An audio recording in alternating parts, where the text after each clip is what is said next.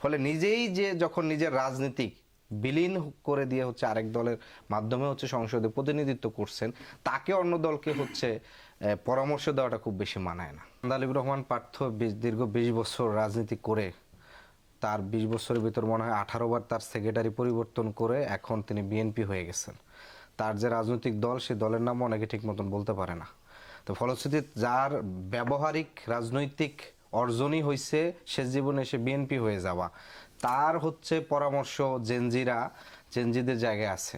ফলশ্রুতিতে দীর্ঘ 18 বছর একই সাথে বিএনপি জামাত সহ একই জোটে, সেই জোটে তো পার্থ ভাইও ছিল, জোটে দীর্ঘ 18 বছর রাজনৈতিক সংগ্রাম করে সেই জায়গাটার থেকে তখন সে যখন আরেক দলকে বলে যে আপনারা জামাত হয়ে যায় না, তো প্রশ্নটা মূলত জামাত না, প্রশ্নটা মূলত হচ্ছে রাজনৈতিক জায়গায় সুবিধা তাদের নেওয়া।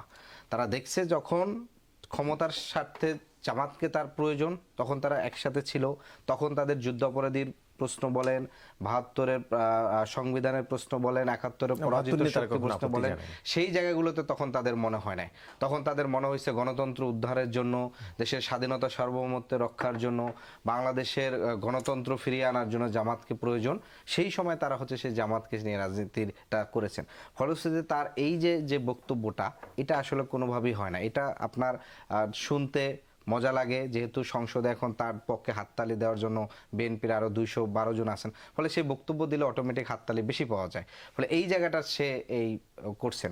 তিনি 2007 সালে আমাদের একসময় তরুণদের আইকন ছিলেন সংসদে, তার সেই ভালো বক্তব্য, যে এটা চমৎকার উপস্থাপনার কারণে 17 বছরে তার যে পুরো যে রাজনৈতিক যে আন্দোলন সংগ্রাম, সেই সংগ্রামে তো আমরা তাকে খুব বেশি রাজপথে খুব বেশি সোচ্চারের জায়গাটা খুব বেশি তাকে পাইনি।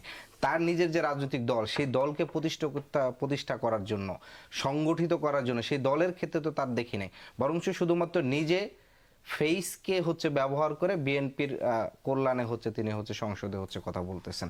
ফলে নিজেই যে যখন নিজের রাজনীতিক বিলীন করে দিয়ে হচ্ছে আরেক দলের মাধ্যমে হচ্ছে সংসদে প্রতিনিধিত্ব করছেন, তাকে অন্য দলকে হচ্ছে পরামর্শ দেওয়াটা খুব বেশি মানায় না।